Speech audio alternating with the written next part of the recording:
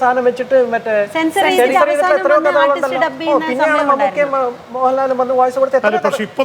എനിക്കറിയില്ല, ഇപ്പൊ എനിക്കറിയില്ല ഡയലോഗുകൾ ഇത് വരുന്നുണ്ട്.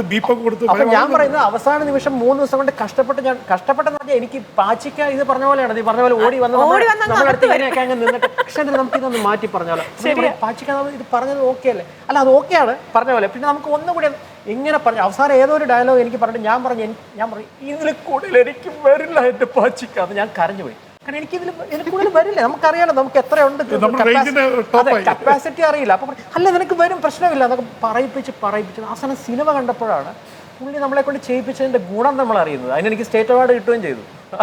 അല്ല അത് അവർക്ക് വിഷ്വലൈസ് ചെയ്യാൻ പറ്റുന്നു. അന്നൊക്കെ ചെറിയ പഞ്ചല്ല, ഡയലോഗ്സ് ഒക്കെ വലിയ വലിയ പഞ്ചായിരിക്കും. എല്ലാം തുടക്കം തൊട്ട് അതാണ് ഇവരുടെ ഏറ്റവും ഞാൻ പറയാം പുതിയ ആൾക്കാരുടെ ഏറ്റവും വലിയ കുഴപ്പമെന്നറിയോ. പണ്ടൊക്കെ നമ്മൾ ഡബ് ചെയ്യുമ്പോൾ ലിപ്പ് സിങ്ക് ഒരു ഫ്രെയിം വ്യത്യാസം ഉണ്ടെങ്കിൽ റീടേക്ക് പോയി പറ്റും. ഇന്നതല്ല. ഇന്ന് പുതുതായിട്ട് ഡബ് ചെയ്യാൻ വരുന്ന ആർട്ടിസ്റ്റുകൾ ഇപ്പോൾ ഒരു സീരിയൽ ഡബ് ചെയ്യാൻ വന്നിരുന്നു കഴിഞ്ഞിട്ടുണ്ടെങ്കിൽ അവർ ആദ്യം വന്ന് ചെയറിലിരിക്കും. ഒരു പ്രാവശ്യം ഞാൻ ഒരു ആരാണെന്ന് എനിക്ക് ഓർമ്മയില്ല, ഏതോ ഒരു ലേഡി ഡബ്ബിങ് ആർട്ടിസ്റ്റ് അവിടെ നിന്ന് ഡബ് ചെയ്തുകൊണ്ടിരിക്കുന്നു. അപ്പോൾ ഒട്ടും ബലമില്ല, ഭയങ്കര ഒരു ഡള്ളായിട്ട് ഡബ് ചെയ്യുന്ന പോലെ എനിക്ക് ഫീൽ. ഞാൻ പറഞ്ഞ് അപ്പോൾ ഈ റെക്കോർഡിസ്റ്റോട് ഞാൻ ചോദിച്ചു എന്തിനാണ് ആ കുട്ടി ആദ്യം ഡബ് ചെയ്യുന്നത്? അതെ. എന്തിനാണ് കസേര ഇരുത്തി എഴുന്നേറ്റ് വെക്കാൻ പറയുന്നത്? എഴുന്നേറ്റ് നിർത്തി ഡബ് ചെയ്തു. ഇന്ന് ഡബ് ചെയ്താലേ ആ പഞ്ച് കിട്ടുള്ളൂ. ഇത് ഇവരൊക്കെ വന്നിട്ട് റിലാക്സ്ഡ് ആയിട്ട് ഇരുന്ന് ഡബ് ചെയ്യുക. സിങ്ക് ഔട്ട് പോയി കഴിഞ്ഞാൽ ചേട്ടാ അത് പിടിച്ചിട്ടാ മതി, ചേട്ടാ അത് പിടിച്ചിട്ടാ പോരുന്നത്. റീടേക്ക് പോകേണ്ട ആവശ്യമുണ്ടോ? പിടിച്ചിട്ടാ പോരുന്നത് ചേട്ടാ. അത് കാലത്തിനനുസരിച്ചും ടെക്നോളജിയിലും ഉണ്ടായ വ്യത്യാസം. പക്ഷേ നമ്മൾ സിംഗിൾ ഡബ് ചെയ്ത് പഠിക്കണം. സിംഗിൾ ചെയ്ത് പഠിക്കണം. ശരിയാണ്, സിംഗിൾ ചെയ്ത് പഠിക്കണം. പക്ഷെ ഇപ്പോഴും ഈ ഇത്രയും ഫാസ്റ്റായിട്ട് പോകുന്ന സമയത്ത് ഇപ്പോൾ പുതിയതായിട്ട് ഒരു സീരിയൽ തുടങ്ങുന്നു. അവർക്ക് ഇന്ന് പിന്നെ ഷൂട്ടിംഗ് കഴിഞ്ഞിട്ട് വൈകുന്നേരം ഡബ് ചെയ്ത് വൈകുന്നേരം ടെലികാസ്റ്റ് ചെയ്യണം. അപ്പൊ ഇതുപോലെ ഇരുന്നിട്ട് ഈ പറയുന്ന ഈ ഗുരുകുല വിദ്യാഭ്യാസത്തിൽ പോലെ കൊണ്ട് നിൽക്കാനുള്ള സമയമില്ല, സാഹചര്യം. പിന്നെ ഷമ്മി ചേട്ടൻ പറഞ്ഞു നിങ്ങളാരും ചേട്ടൻ പറഞ്ഞു പിന്നെ നിങ്ങളാരും ഒരു സ്കൂളിലും പോയി പഠിച്ചിട്ട് വന്നവരല്ല, പക്ഷെ നിങ്ങളൊക്കെ ഉയർച്ചയിലെത്തി. സ്കൂളിൽ പഠിച്ചവരൊന്നും ആ ലെവലിലേക്ക് എത്തിയിട്ടില്ല എന്ന് പറഞ്ഞു. ചേട്ടാ അത് ഒരു പരിധിവരെ തെറ്റാണ്. കാരണം നിങ്ങളാരും സ്കൂളിൽ പഠിച്ചിട്ടില്ല, ശരിയാണ്. പക്ഷെ നിങ്ങളെല്ലാം പഠിച്ചത് വിശ്വവിദ്യാലയത്തിലാണ്. കാരണം പറഞ്ഞതുപോലെ ഹരിഹര സാറ്, പിന്നെ പത്മനാഭൻ സാറ്, പിന്നെ MD സാറ്, അങ്ങനെയുള്ളവരുടെയൊക്കെ ശിക്ഷണം നിങ്ങൾക്ക് കിട്ടി. അത്തരം വലിയ യൂണിവേഴ്സിറ്റിയിലാണ് നിങ്ങൾ പഠിച്ചത്. ഞങ്ങൾക്ക് അതിനുള്ള സാഹചര്യം കിട്ടിയില്ല. അതുകൊണ്ട് ആയിട്ടുള്ള സ്കൂളിൽ പോയി ബേസിക് എന്താണെന്നുള്ള അറിയാതെ ഞങ്ങൾക്ക് ചെയ്യാൻ കഴിയില്ല. ഞങ്ങൾക്ക് ബേസിക് പഠിച്ചിട്ടേ ഞങ്ങൾക്ക് ഈ ഫീൽഡിലോട്ട് വരാൻ പറ്റുള്ളൂ. അല്ലെങ്കിൽ ഞങ്ങൾക്ക് ഒരു അംഗീകാരം പിന്നെ സാഹചര്യം കിട്ടിയില്ല. അതിന് വേണ്ടിയിട്ട് ഞങ്ങൾ സ്കൂളിൽ പോയി, ഞങ്ങളുടെ ഒരു സാഹചര്യത്തിന് വേണ്ടിയിട്ട്. ഞാൻ പറഞ്ഞത് ക്രിയേറ്റിവിറ്റി സൈഡാണ്. ഇത് ഇൻസ്റ്റിറ്റ്യൂട്ടിൽ പഠിക്കുന്നത് ടെക്നിക്കലി പഠിക്കാം, എങ്ങനെയാണ് ഡബ് ചെയ്യുന്നത്, ലിപ്പ് സിങ്ക് ചെയ്യുന്നത് എങ്ങനെയാണ്, എന്തൊക്കെയാണ് പറയേണ്ടത്. പക്ഷേ നമ്മുടെ ക്രിയേറ്റിവിറ്റി സൈഡ്, നമ്മുടെ മോഡുലേഷൻ സൈഡ്, അത് നമ്മളായിട്ട് തന്നെ ക്രിയേറ്റ് ചെയ്താലേ പറ്റുള്ളൂ. അത് ശരിയാണ്.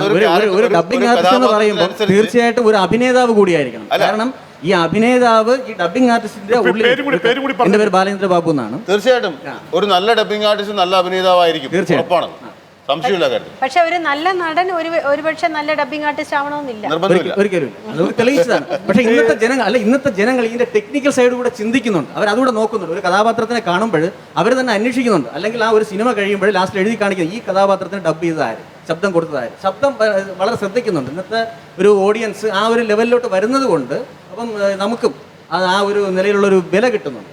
ഇന്ന് ഈ പൂർവ്വകാലം ഇവരൊക്കെ വന്ന സമയത്ത് ഇവരൊക്കെ ശരീരങ്ങളില്ലായിരുന്നു. ഇന്നത്തെ കാലത്ത് ശരീരം മാത്രമല്ല ശരീരങ്ങളും വരുന്നു. പണ്ടത്തെ ഒരു സിനിമാ ഫീൽഡിലെ ഒരു തലമുറയും ഇതിനകത്ത് ഇങ്ങനെ ചില രഹസ്യങ്ങളുണ്ടെന്നുള്ളത് പുറത്ത് വരാതിരിക്കാനുള്ള ശ്രമങ്ങളാണ്. ഞാൻ അതല്ലേ പറഞ്ഞത്, ഈ നേരത്തെ നടൻ അഭിനയിച്ചാൽ ഇന്ന ആൾക്ക് ശബ്ദം കൊടുത്ത് ഇന്ന ആളാണെന്നുള്ളത് പുറത്തേക്കേ വരാറിയാം. ഡബിങ്ങിന് മാത്രമല്ലല്ലോ, ഡബിങ് മറ്റേ ഡ്യൂപ്പ് ഇടുന്ന പരിപാടി, ഇതൊക്കെ അത് കാരണം അന്നത്തെ കാലത്ത് സ്റ്റുഡിയോക്കകത്ത് ഒതുക്കാന്നതിന്റെ കാരണം ഈ സിനിമ എന്നുള്ളത് ഒരു സ്വപ്ന ലോകമാണ്. ഇതിന്റെ രഹസ്യങ്ങളൊന്നും പുറത്ത് പോയി കഴിഞ്ഞാൽ ആൾക്കാർക്ക് അതിനോടുള്ള ഇത് പോകുമെന്ന് വെച്ചിട്ട് ഇത് പലതും ഒതുക്കിയത്. എൻ്റെ അടുത്തൊരു വളരെ പ്രശസ്തനായ നടൻ പറഞ്ഞിട്ടുണ്ട് ഡബിങ് ആർട്ടിസ്റ്റുകൾക്ക് അവാർഡ് കൊടുക്കുന്നത് തെറ്റാണ്, കാരണം ഇതിന്റെ രഹസ്യങ്ങൾ പുറത്തു പോവുകയാണ്. എന്തിനാണ് അത് വെറുതെ പൊതുജനങ്ങളെ അറിയിക്കുന്നതെന്ന് പറഞ്ഞൊരു നടനുണ്ട്, അദ്ദേഹം ഇപ്പോൾ ജീവിച്ചിരിക്കുന്നുണ്ട്. സംഘട്ടനം ത്യാഗരാജൻ എഴുതി കാണിക്കുന്നതുകൊണ്ട് ഇടി നടത്തുന്നതില് വേറെ പുറത്തുള്ള ഇന്റർഫിയറൻസ് ഡ്യൂപ്പ് മറ്റേ ഇങ്ങനെ വരെ കാണിച്ചിട്ട് ബാക്കി വേറെ ആണ് ചെയ്യുന്നുള്ളത്. പിന്നെ ജയൻ വിമാനാപകടത്തിൽ മരിച്ചപ്പോഴാണ് ജയനാണ് സാക്ഷാൽ തൂങ്ങിക്കിടന്നതെന്ന് നമുക്കന്ന്, അല്ലെങ്കിൽ ഒരിക്കലും ഒരു പ്രമുഖ നായകൻ ഒരിക്കലും വിമാനത്തിൽ തൂങ്ങിക്കിടക്കാറില്ല. അതിന്റെ ചില ട്രേഡ് സീക്രട്ട് പോലെയാണ് ഈ ഡബിംഗ് എന്നുള്ളത്. ആരാണ് ചെയ്യുന്നത്? ഇപ്പൊ ശാരദയ്ക്ക് ടി ആർ റോമന ചേച്ചിയാണ് ചെയ്തെന്നുള്ളത് പലർക്കും വളരെ വർഷങ്ങൾക്ക് അതൊരു കാരണമുണ്ട്. അന്ന് ശാരദാമ്മയുടെ കൂടെ അഭിനയിച്ചവരെല്ലാം ഓൺ വോയിസും ഇവരുടെ മാത്രം ഡബിംഗ് വോയിസും ആയിരുന്നു. അപ്പൊ ഇത് മാത്രം സ്റ്റുഡിയോയിൽ ഡബ് ചെയ്യുമായിരുന്നു. അപ്പൊ ബാക്കിയെല്ലാം ലൈവായിട്ട് എടുത്തതായിരിക്കും ബാക്കിയുള്ള വോയിസുകളൊക്കെ. അപ്പോൾ ഒരു കാരണവശാലും അതൊരു മറ്റേ കടം എടുത്ത ശബ്ദമാണെന്ന് തിരിച്ചറിയാനുള്ള ഇതില്ല, മാർഗമില്ല. കാര്യം ബാക്കിയെല്ലാം ഒറിജിനൽ വോയിസുകളില്ലായിരുന്നു. അന്നത്തെ മീഡിയ അത് തുറന്ന് എഴുതില്ലായിരുന്നു. അതിനെ പറ്റിയൊരു മീഡിയ, അതിനെ പറ്റിയ സിനിമ മാഗസിൻസോ അതൊന്നും ആ സമയത്ത് അത് 1 or 2 അല്ലേ ഉള്ളൂ. അത് അങ്ങനെ സിനിമാക്കാരായിട്ട് നല്ല ബന്ധമുള്ള ആൾക്കാരാണ്. അല്ല, അവരത് രഹസ്യമായിട്ട് വെക്കണം എന്ന് വെച്ചിട്ട് ചെയ്തതായിരിക്കില്ല. അന്ന് അതിനെപ്പറ്റി ആലോചിച്ച് കാണില്ല ചിലപ്പോൾ അങ്ങനെ ഒരു സംഭവത്തിനെ പറ്റിയിട്ട്. ചിഞ്ചു റേഡിയോ മിർച്ചിയിൽ ചിഞ്ചു എന്ന് പറഞ്ഞ് എപ്പോഴും വരുന്ന കക്ഷിയാണ്. ചിഞ്ചുവിനെ അധികം പേര് കണ്ടിട്ടുണ്ടാവില്ല. നേരിട്ട് കണ്ടിട്ടുണ്ടോ ആൾക്കാർ? അധികം വേദിയിലൊന്നുമില്ല. ഇതൊക്കെ കേൾക്കുമ്പോൾ ചിഞ്ചുവിന് എന്താ തോന്നുന്നത്? എന്താണെന്ന് വെച്ചാൽ ഇപ്പം ചില ആൾക്കാർ പറയാറുണ്ട്, നല്ല ശബ്ദമാണല്ലോ, നിനക്ക് റേഡിയോ ജോക്കി ആയിക്കൂടെ എന്ന് ചിലർ പറഞ്ഞു കേൾക്കാറുണ്ട്. അപ്പം നല്ല ശബ്ദം എന്ന് പറഞ്ഞാൽ ശരിക്കും അതൊരു വലിയ കാര്യമാണ്. കാരണം ശബ്ദം നല്ലതായിട്ടുള്ള ഒരാളെ നമ്മൾ എപ്പോഴും ശ്രദ്ധിക്കാറുണ്ട്. പക്ഷേ ഇപ്പം ഡബിങ്ങിൻ്റെ കാര്യം പറയുമ്പോൾ എനിക്ക് ഇവരോട് ഭയങ്കര ബഹുമാനമാണ്. കാരണം റേഡിയോ മിർച്ചിയിലെ റേഡിയോ ജോക്കിയായിട്ട് വർക്ക് ചെയ്യുന്നു. അപ്പോൾ റേഡിയോ ജോക്കി ആണെങ്കിൽ നമുക്ക് ഡബിങ്ങിന് വിളിക്കാമല്ലോ എന്ന് പറഞ്ഞാൽ പോയിട്ടുണ്ട്. പക്ഷേ ഞാൻ അവിടെ പരാജയപ്പെട്ടാണ് തിരിച്ചു വന്നത്. നല്ല റേഡിയോ ജോക്കി ആയാലും ഒരുപാട് പേരുണ്ട്. പക്ഷേ ഇപ്പൊ ഇവരൊക്കെ പറഞ്ഞ പോലെ അഭിനയമാണ് അവിടെയും നടക്കുന്നത്. അവിടെ നമ്മളെ ശബ്ദം മാത്രമല്ല കൊടുക്കുന്നത്, നമ്മുടെ ഭാവം എല്ലാം നമ്മൾ അവിടെയും അഭിനയിക്കുകയാണ്. അപ്പോൾ ചിലപ്പോഴേക്കും ഇവര് ചിലപ്പോൾ എനിക്കറിയില്ല, ഇവർ വോയിസ് മോഡുലേറ്റ് ചെയ്യുമായിരിക്കും. അതേപ്പം എന്താണ് ഇപ്പോൾ വളരെ ലൈറ്റ് ആയിട്ടുള്ള വോയിസ്, ഭയങ്കര കട്ടിയായിട്ട് സംസാരിക്കുക, അതൊക്കെ ചെയ്യുമായിരിക്കും. മേ ബി എനിക്ക് അത്രത്തോളം ചെയ്യാൻ പറ്റി കാണില്ലായിരിക്കും. അപ്പോൾ ഈ നല്ല ശബ്ദം എല്ലാവർക്കും നല്ല ശബ്ദമാണ്, പക്ഷെ അതിനെ ഉപയോഗിക്കുന്നതും അതൊരു സെപ്പറേറ്റ് തിങ് ആണ്. പേര് അനീഷ് എന്നാണ്. ശോഭിചേട്ടൻ പറഞ്ഞു ഡബിങ് പഠിക്കാതെ നമുക്ക് ചെയ്യാൻ പറ്റും, അല്ലെങ്കിൽ പഠിക്കേണ്ട ആവശ്യമില്ല. അത് എനിക്ക് എൻ്റെ മുന്നിലൊരു എക്സ്പീരിയൻസ് ഉണ്ട്. അതായത് ഞാൻ ഒരു ഫിലിം ചെയ്യാൻ പോയപ്പോൾ എൻ്റെ അനിയനോടെ കൊണ്ടുവരുന്നു. ഏതായിരുന്നു സിനിമ? തെക്ക് ദേശത്ത്, അത് റിലീസ് ആവുന്നേ ഉള്ളൂ.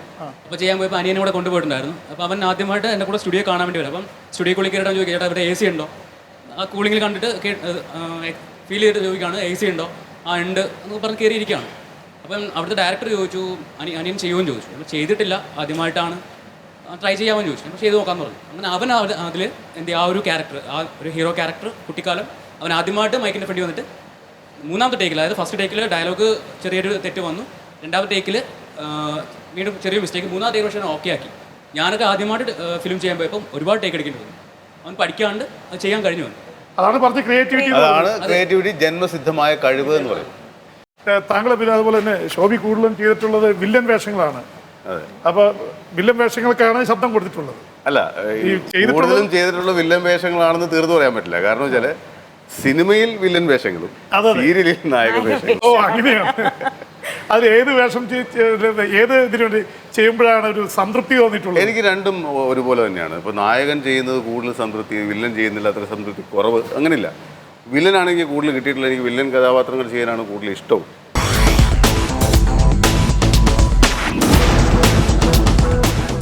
സ്ക്രീനിന് പുറത്ത് നായകന്മാരുടെയും നായികമാരുടെയും ശബ്ദങ്ങൾ നൽകുന്ന ഡബ്ബിംഗ് ആർട്ടിസ്റ്റുകളുടെ വിസ്മയ ലോകത്തെക്കുറിച്ച് നമ്മൾ ഇവിടെ അനുഭവങ്ങൾ പങ്കുവെച്ചുകൊണ്ടിരിക്കുകയാണ്.